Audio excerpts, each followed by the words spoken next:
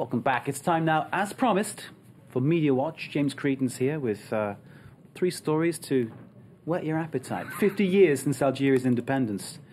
The media in France covering it extensively.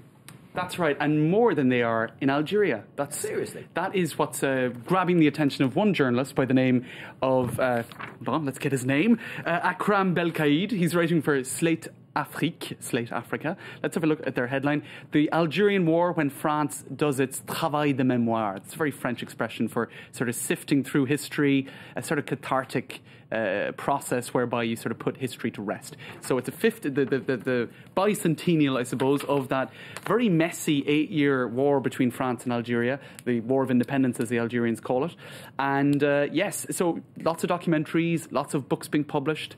You can see here, for example, on the TV, whoops, I've gone all awry here, TV5 are honouring Algeria for the 50th anniversary of its independence. So a lot of I suppose, sifting through history being done. Now, Akram Belkaïd says, why is there less being spoken about this in Algeria? He gives a number of reasons. He says, first of all, there are economic difficulties in the country. The people have more to worry about than an anniversary. He also points out that the population has quadrupled since independence. A lot of young people who don't remember that period of history aren't particularly attached to it. Now, the Bouteflika regime, while they, I suppose, construct their raison d'etre around the whole independence thing, they've built their reputation on it.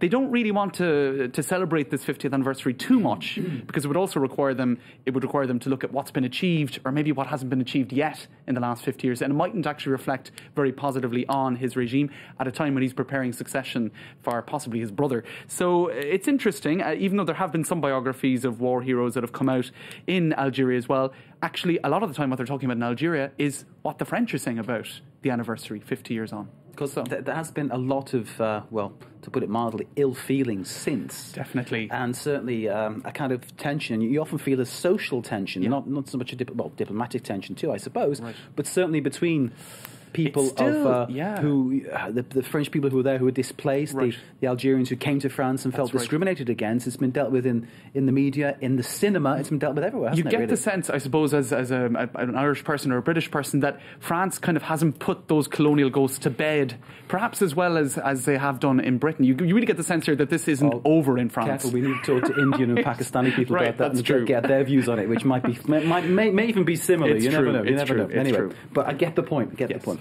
Okay, today's the 29th of February. It's a leap year, and every 4 years a French newspaper hits the newsstands to mark the 29th of February. I didn't know this. James is educating me. And do you know what I did? I forgot the newspaper. I had it down on my desk, and I forgot to bring it with me. James has the newspaper somewhere. He's seen it. I'm holding on to it. Here's the front page. I at least can show you What's that. What's it called? La Bougie du Sapeur. The Candle of the Sapper. Okay. And it's on its 9th edition every 4 years. There's even a Sunday edition, and the next one is hitting newsstands.